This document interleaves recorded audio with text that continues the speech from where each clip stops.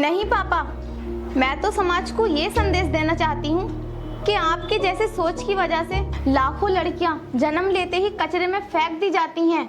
उन्हें भी जीने का अधिकार है और उनका यह अधिकार छीनने का हक दुनिया के किसी बाप को नहीं है।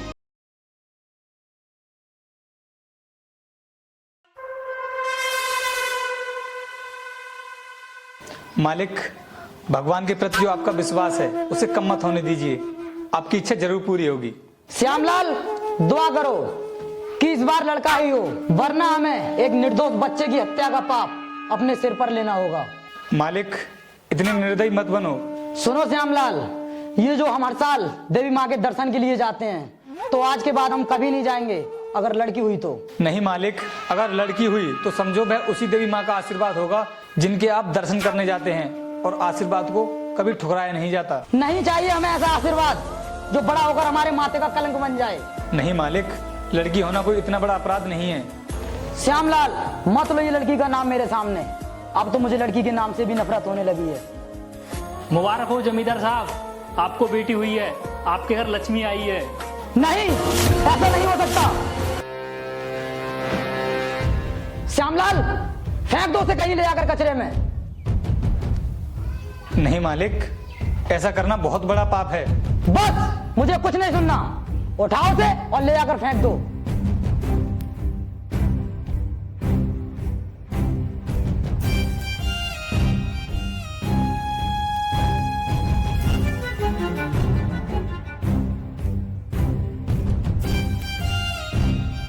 सुनो मालिक, एक बार अपनी बेटी का चेहरा तो देख लीजिए। नहीं देखना मुझे इसका चेहरा। जाओ, ले जाओ इसे यहाँ से। चलो रामलाल।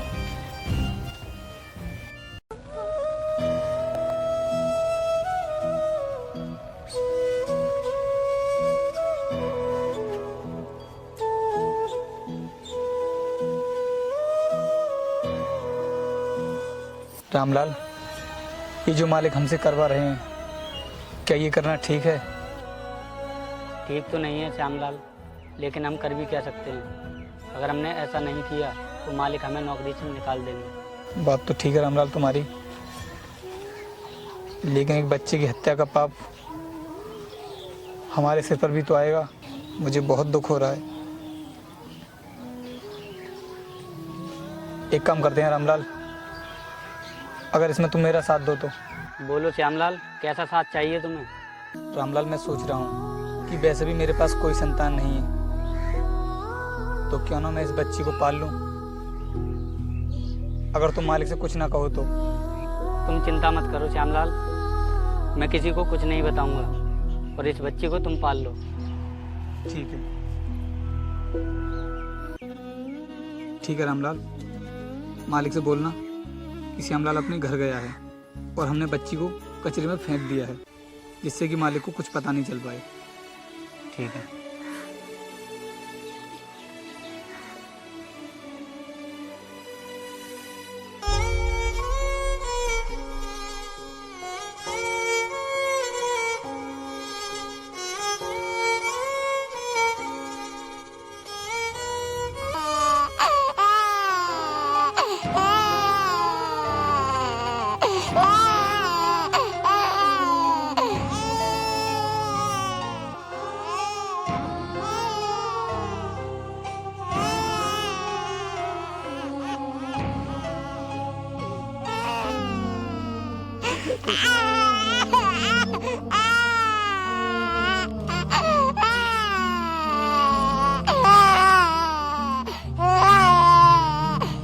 बेटा ना ना, चुप जाओ चुप जाओ।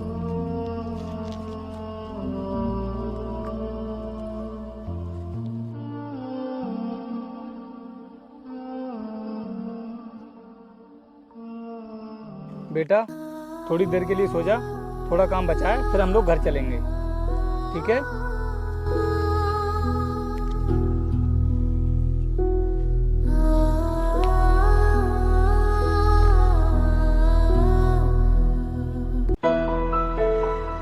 श्यामलाल, अगर इस बार लड़की हुई तो हम उसे फेंकेंगे नहीं। हाँ बिल्कुल मालिक, मुझे आपसे यही उम्मीद थी। अगर लड़की होती है तो क्यों आप पाप अपने सिर पर चढ़ाएंगे। और वैसे भी लड़की भी तो इंसान होती है। बल्कि हम अपने हाथों से उसका गला दबा देंगे। मालिक, एक लड़की की जान तो आप पहले ही ले चुके हैं। उसे भी तो भगवान ने ही बनाया है, उसे भी जीने का अधिकार है। अरे बनाया होगा किसी ने, हमें उससे कोई मतलब नहीं है। हमें सिर्फ लड़का चाहिए, लड़का।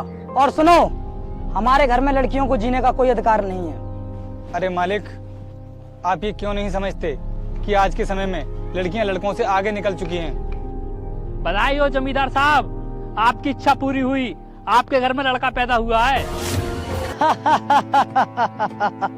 अच्छा हुआ इस बार हमारे हाथों से एक जान और बच गई। श्यामलाल, आज हम बहुत खुश हैं। गांव में जाकर शोर मचा दो कि जमींदार के यहाँ लड़का आया है। जाओ, पूरे गांव में ढोल बजवाओ, मिठाइयाँ बंटवाओ और दारू बंटवाओ। ठीक है मालिक, सब कुछ बंटवाते हैं। और रामलाल,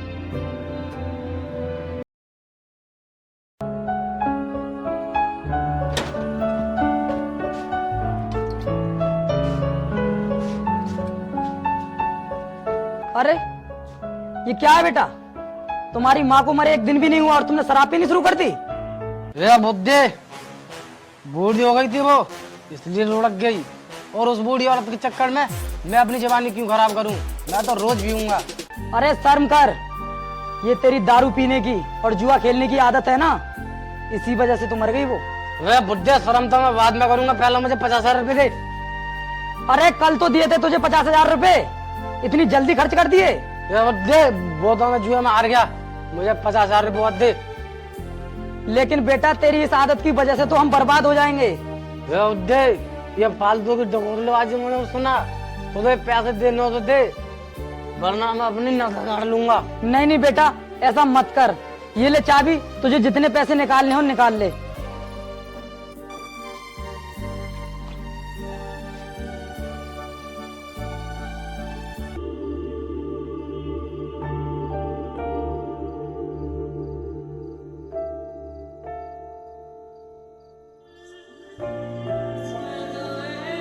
पापा, बेटा क्या है ये सब? दिखता नहीं है बुद्धे, बहू लेकर आया हूँ। अंधा हो गया क्या? चल आशीर्वाद दे। जीती रहो बहू। अबे ये वाला आशीर्वाद नहीं बुड्ढे, पैसे दे पैसे। और जितना सोना चांदी जेवरात घर में है सब चलकर बहू को दे दे, क्योंकि हम लोग यहाँ नहीं रहने वाले। लेकिन तुम ये क्या कह रहे हो बेटा? अगर तुम यहाँ नहीं रहोगे तो मेरा क्या होगा? तुम्हें पाने के लिए बहुत मन्नतें की थी मैंने, तुम ही तो मेरे बुढ़ापे का सहारा हो। ओए बुड्ढे, तेरी कोई नाजायज औलाद हो तो उसके पास चला जा, 2 रोटी आराम से मिलेंगी तुझे। अगर लड़की होती है तो क्यों आप पाप अपने सिर पर चढ़ाएंगे? और वैसे भी लड़की भी तो इंसान होती है। श्यामलाल, मत लो ये लड़की का नाम मेरे सामने। अब तो मुझे लड़की के नाम से भी नफरत होने लगी है। अब इतना सोच क्यों रहा है बुड्ढे? बेटी तुम ही समझाओ इसको, आखिर लोग क्या कहेंगे तुम्हें? ओए बुड्ढे, क्या कहेंगे लोग? हम कोई गलत काम थोड़ी कर रहे हैं। एक तो हम इतने शरीफ हैं कि आजकल के दौर में लोग माँ बाप को घर से खुद निकाल दिया करते हैं, और यहाँ तो हम खुद घर से जा रहे हैं। आराम से रहना तो यहाँ। चलो डार्लिंग, इस बुड्ढे की बात मत सुनो, हम लोग निकलते हैं। बेटा मुझे छोड़कर मत जाओ, रुक जाओ। क्या होगा इस उम्र में मेरा?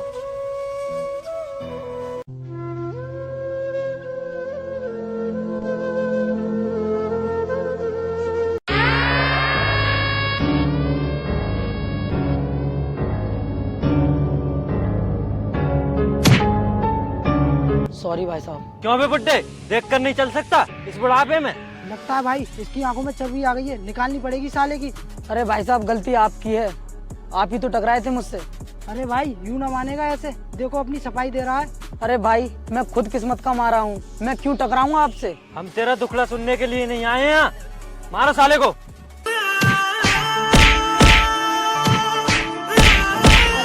आज तो तेरा काम खत्म करके ही मानेंगे। मारो भाई छोड़ दो मुझे। रुको भाई, पिस्टल निकालो और ठोक दो साले को।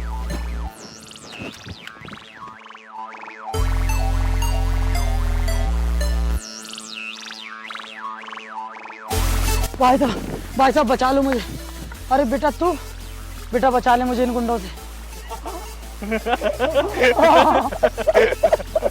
ये बचाएगा इस बुड्ढे को ये। अरे बुड्ढे, मैं क्यों बचाऊं तुझे? क्या कहा बेटे? तू नहीं बचाएगा मुझे? मैंने तुझे अपनी जान से भी ज्यादा प्यार किया था। अबे ये क्यों बचाएगा तुझे? इसी ने तो हमें भेजा है तुझे मारने के लिए। बेटा ये लोग क्या बोले जा रहे हैं? हाँ बुड्ढे, ये लोग सच बोल रहे हैं। मैं नहीं भेजा इन लोगों को तुझे टपकाने के लिए, क्योंकि जब तक तू नहीं मरेगा तो तेरे नाम की जमीन मेरे नाम पर कैसे आएगी? क्या बेटा, जमीन के लिए तुम मुझे मरवाएगा? हाँ तो बुड्ढे, तेरा इस बुढ़ापे में करूंगा ही क्या मैं? लारे ला काली, पिस्टल मुझे दे, मैं ही अपने हाथों से टपका डालता हूँ। देखो भाई, अभी ऐसा करना ठीक नहीं है। देखो किसी की गाड़ी आ रही है, इस बुड्ढे का क्या, इसको तो बाद में टपका देंगे। चलो निकलते हैं। मेरी मदद करो साहब, साहब गाड़ी रोको, मदद करो मेरी साहब। अरे श्यामलाल, तुम और वो भी इस गाड़ी में? किसकी है ये गाड़ी? अरे मालिक, आप और आपकी ये हालत किसने की? श्यामलाल, कुछ गुंडे मुझे मारना चाहते हैं और उनमें मेरा बेटा भी शामिल है। कोई बात नहीं मालिक, आप मेरे साथ चलिए घर, आइए बैठिए।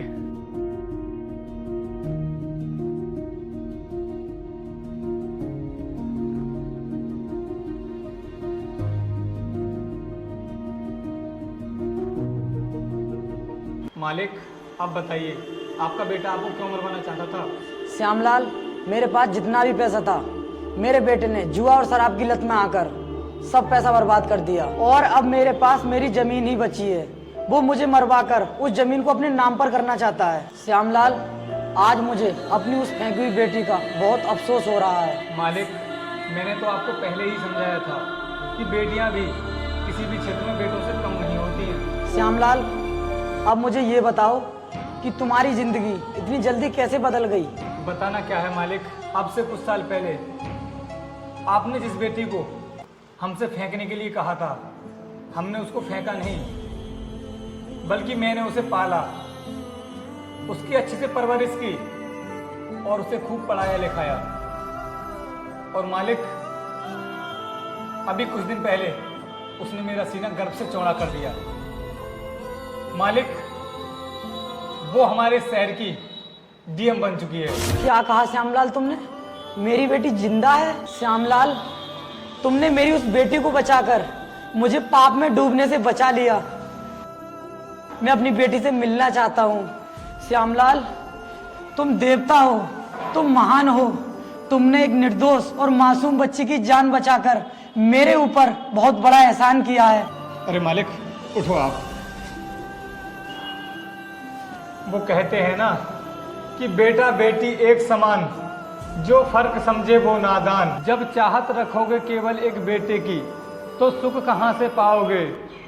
और फेंक दोगे हर बेटी को कचरे में, तो बहू कहाँ से लाओगे? रुक जाएगा विकास सृष्टि का, तो वंश कैसे चलाओगे?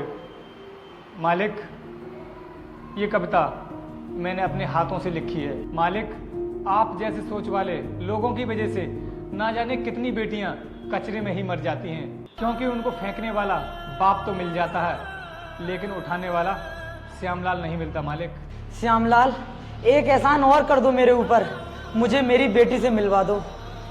कोई बात नहीं मालिक, कल हम चलते हैं, तब आप मिल लेना। ठीक है मालिक।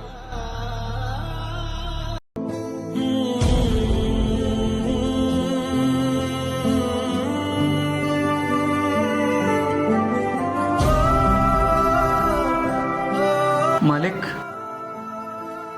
ये है आपकी बेटी। मालिक, आप रो रहे हैं, अपनी बेटी से नहीं मिलेंगे?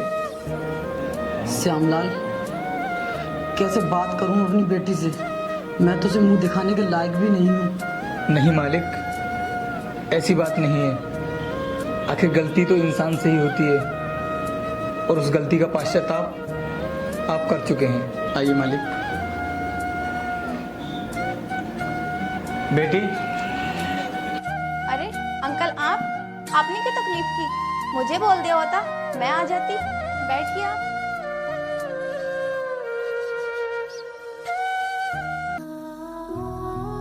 बेटी, इनको पहचानो, ये हैं तुम्हारे पिता। अंकल, आप कैसी बात कर रहे हैं? बच्चे का असली पिता तो वो होता है जो उसका पालन पोषण करता है, वो नहीं जो पैदा होते ही बेटियों को मरने के लिए छोड़ देता है। आप नहीं जानते कि आपने कितना बड़ा जुल्म किया है। शायद आप भूल गए, जिस माँ की कोख से आपने जन्म लिया वो भी तो एक लड़की ही थी। अगर उसका बाप उसे फेंक देता तो शायद आज आप यहाँ ना होते। बेटी, मैं अपने किए पर बहुत शर्मिंदा हूँ। हाँ बेटी, इनको अपनी गलती का एहसास हो गया है, तुम इन्हें अपना लो। नहीं अंकल, आप ही मेरे पापा थे और हमेशा आप ही रहेंगे। इन्होंने मुझे जन्म तो दिया, लेकिन पैदा होते ही कचरे में फेंक दिया। लेकिन असली जिंदगी तो आपने मुझे दी है। वैसे मैं माफ़ी मांगने के लायक तो नहीं हूँ, अगर हो सके तो मुझे माफ़ कर देना। नहीं पापा, मैं तो समाज को ये संदेश देना चाहती हूँ कि आपकी जैसे सोच की वजह से लाखों लड़कियाँ जन्म लेते ही कचरे में फेंक दी जाती हैं।